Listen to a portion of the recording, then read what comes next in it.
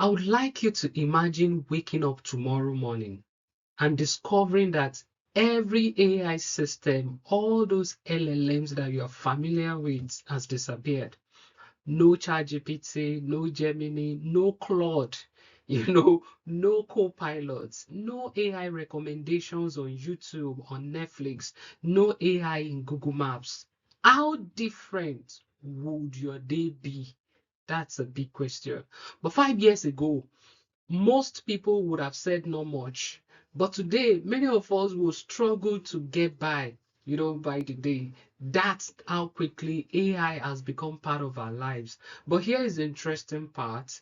Using AI is no longer the competitive advantage, but building with AI is the competitive advantage. And that's exactly what we're going to be exploring together today. Apologies that I won't be able to be there with you live, but I hope that you will be able to follow me through the keynote address and then pick one or two things at the end of the day, because that's the goal. So I'll be speaking on the endless opportunities and applications of automated AI. How you, the students in different faculty, how you can use it to solve problems. You want to find problems, you want to build solutions, you want to grow careers with artificial intelligence. Let me start by saying, I envy a whole lot of you that are studying something else, other than computer science, because you have a domain knowledge. And if you now have a solid understanding of AI, you can leverage that in your field and identify problems, solve problems in your field. That means you have an advantage in that you have a domain knowledge somewhere in law, in finance, in marketing, in whatever you're studying, and then you want to bring in AI to solve a problem in that field. But what exactly is automated AI? So we're going to look at automation in itself, artificial intelligence, and of course, when we bring the two together, automated AI. Automation, you're talking about a system that follows a set of rules. Every now and then, when you start from here, you move here and you move here. That's the rule, automation. Okay, when you set it in motion in companies or in factories, okay, the raw material moves and then you get to a certain place, something happens, it will always boil at 100 degrees Celsius. It's going to move into the packaging. Automation, it follows the rule strictly. Artificial intelligence in itself, we're talking about that that learns, the system that learns from data and then makes prediction, attempts to do what ordinarily speaking has been designed to be done by humans. We're talking about AI. There's no just one rule. It can discover things and patterns and then make prediction on its own. So when you bring those two words or the two concepts together, we have what we call automated AI. Now the AI that runs that runs, on its own inside the workflow. You already have that workflow, but this time around you have AI in it that can make decisions, that can run on its own with little or no human input, and that is the automated AI. I love using this example. In my church, I kind of manage the social media platform, and it's been over a year that I've even gone there to, check certain things, because every 10 a.m. every day, 10 a.m. every day, you always see a post on our Facebook. You always see a post on our Instagram. I don't need to go there to make the post because I already set it in motion. Generate, content in this particular space. Generate the picture to go with the content. I've kind of taught it how our pastor used to write his thing. So every day you always see something on our social media platform. So the AI is doing its own generation, and then it's also following the rules by ensuring that the posts are always out there every day by 10 a.m.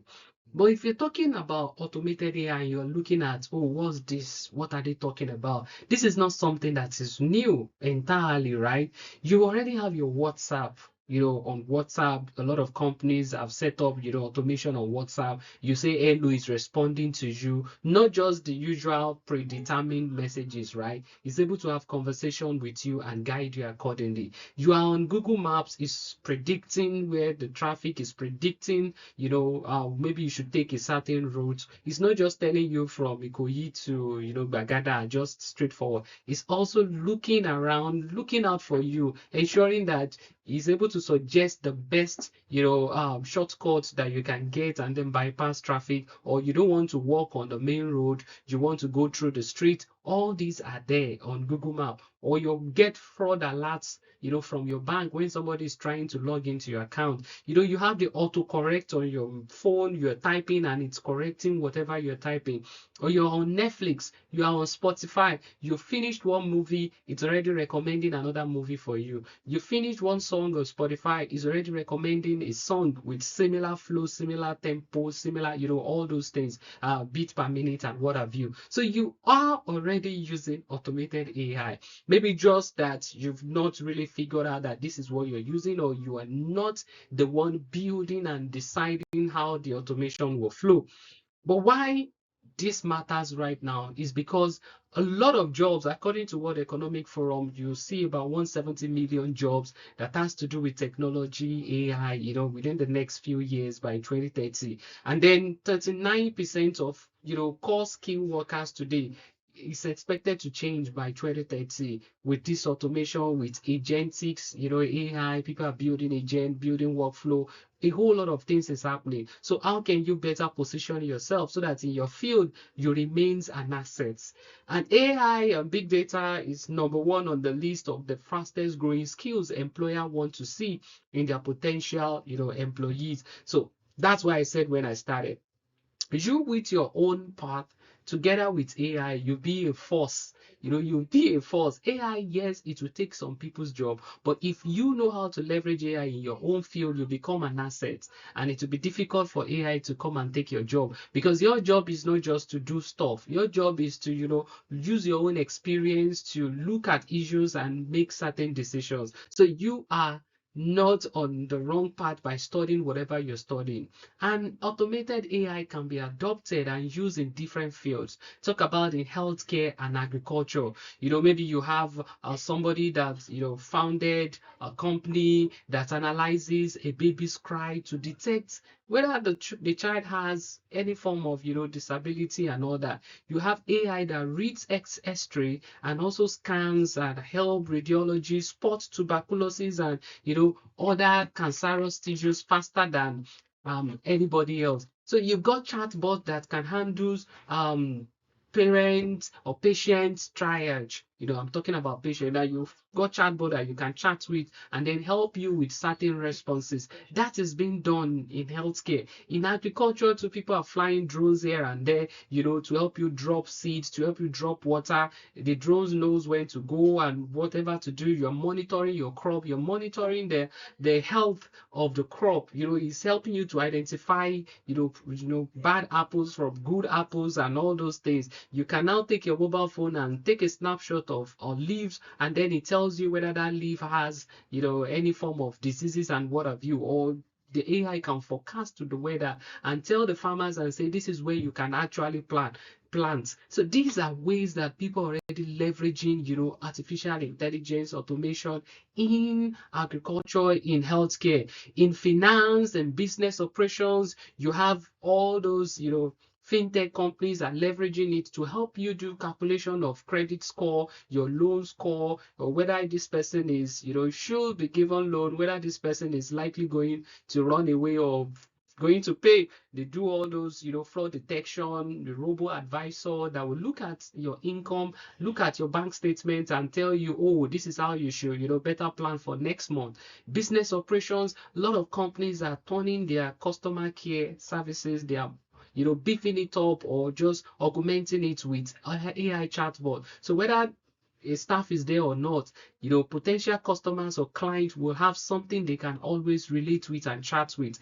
They are using it in those fields too. In education, where we are, my own, sector, and in creative economy, you've got platforms that can now teach our students, whether the teachers are there or they are not there, they can teach the student, run them through case scenarios, prepare them for exams. You have AI quizzes and all these, you write your lesson plan, you do all these things. AI is already helping with that. Or in creative economy, I have many songs on Spotify, on Apple Music or YouTube that I created entirely using AI, solo creative. And we have notable artists too that are leveraging artificial intelligence, in creating songs, or directing their videos, or creating their videos entirely. On YouTube now, there are a lot of AI movies. On YouTube, we have AI Nollywood. So a whole lot of things are happening, and you can build all this together in form of automation. You set up your automation, every day generate, you have a workflow that generate the story, generate the images, generate the scenes, merge everything together, and you have your video you're able to play. So in different fields, you can leverage artificial intelligence and automation. So AI, like I said earlier, plus your faculty is the winning formula. I keep telling people that I'm happy that I did not just study computer science, but I study computer science education. So education is my own, domain aside, IT, that I can always leverage my skill in education plus technology to be able to, drive different changes in education sector. So your own field, whether it is law, whether it is medicine, whether it is in agriculture, whether it's arts and humanities, engineering, business and admin, languages, whatever field you are, if you plug in AI into that, that is your winning formula. So the scarce skill is not AI alone now.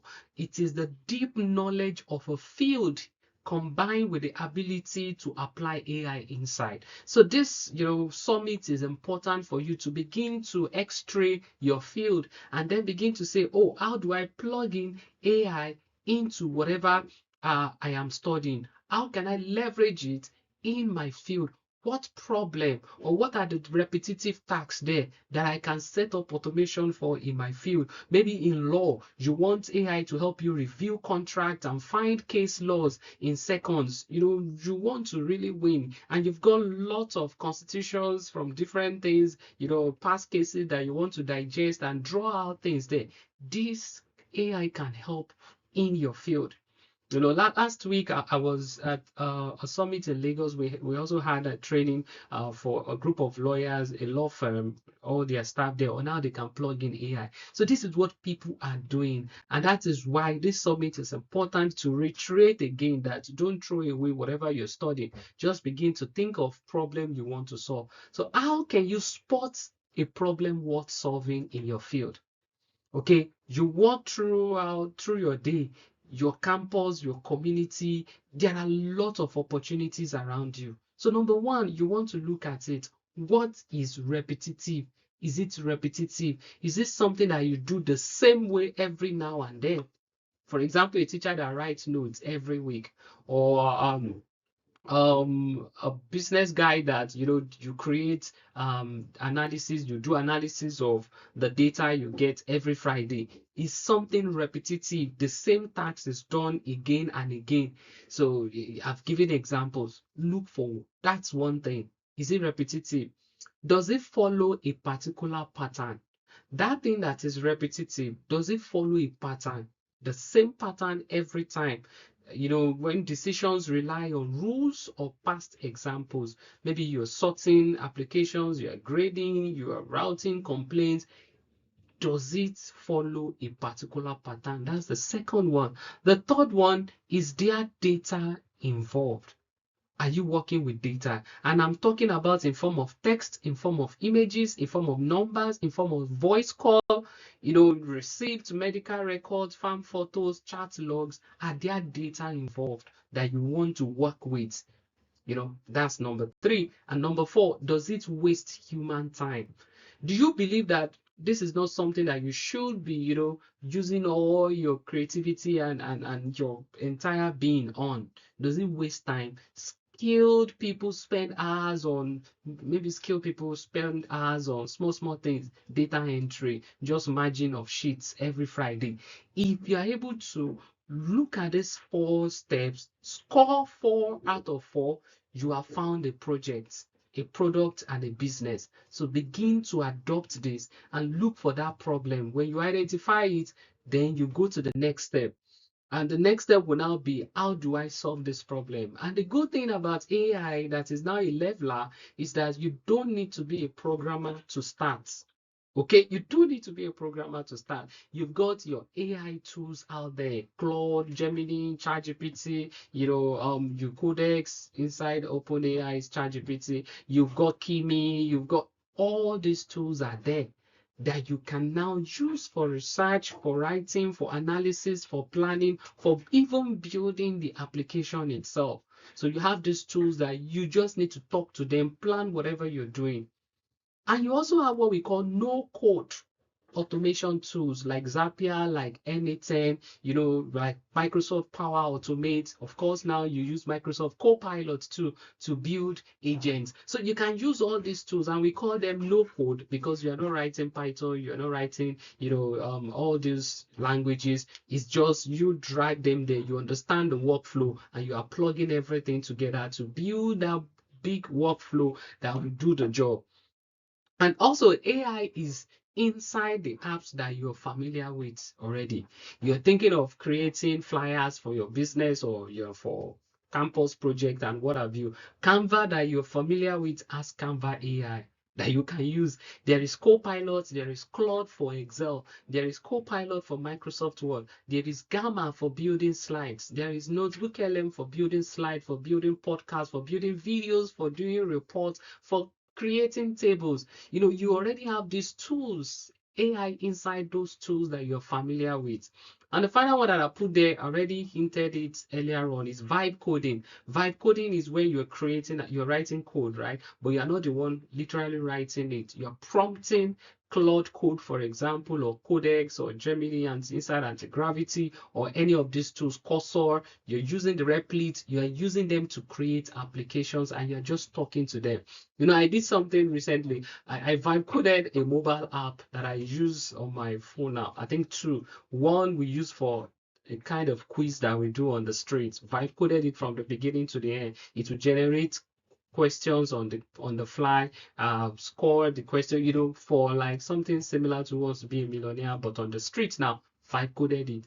There is one also that I did to help people that are writing their projects. So you just install it. I even converted it to a window application. Install it on your system, put your research data and then your hypothesis, and it can help you analyze the data based on the objectives and your hypothesis. So you can vibe code applications now. You can vibe code a website where you put all your portfolio, things that you have been doing. You can do some of these things entirely for free. It is when you now want to do more that you can kind of upgrade. So you can still use Claude, to build something. Claude design is there. You've got Codex inside, OpenAI's ChatGPT. So all these things, AI in a way has demystified the entry barrier. So mention some of the commercial products that started with plain language. You have them now. People are building stuff. You see them on LinkedIn, on X. They're saying, "Oh, I vibe coded this thing." So begin to think about all these things. So these are 4 career lessons I wish I knew as a student. You have the opportunity to, use and utilize these career lessons. Now, number 1, learn in public. I've been posting what I learn online. I do that a lot now. I create content. If I'm learning something, the next thing I do is I create content around it and I put it online. And this is one of the things that earned me the Microsoft Most Valuable Professional, because they want to see, oh, are you a community? What are your roles in your community? What are you doing? And not just that, it has also helped in getting, a lot of contracts here and there because of, people like, oh, we trust this guy that is doing something. A guy did something on X too, was doing, is it something beam, peel beam for churches, that when pastor call a particular Bible verse, he picks it up before the media people start searching through all the regular applications that they normally use. The guy was building in public, was documenting it. So when he launched, he had, customer waiting already. So that's something, and that's also, bring about a credibility. People look at you and say, oh, in case I need to do something in this space, I already have somebody that is doing that. Be that person that is owning AI in law because you're studying law. Be that person that is owning AI in finance because you're studying finance and you want to plug in AI. Second thing, build small, finish and repeat.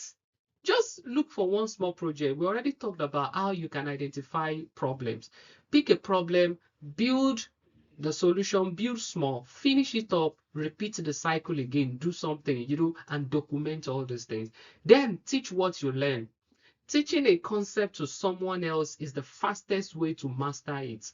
So some of you are attending this summit now. When you go out there, your friends are there. You want to show them how to do all those things. And the more you do that, the more you get better yourself too. And then solve for someone specific.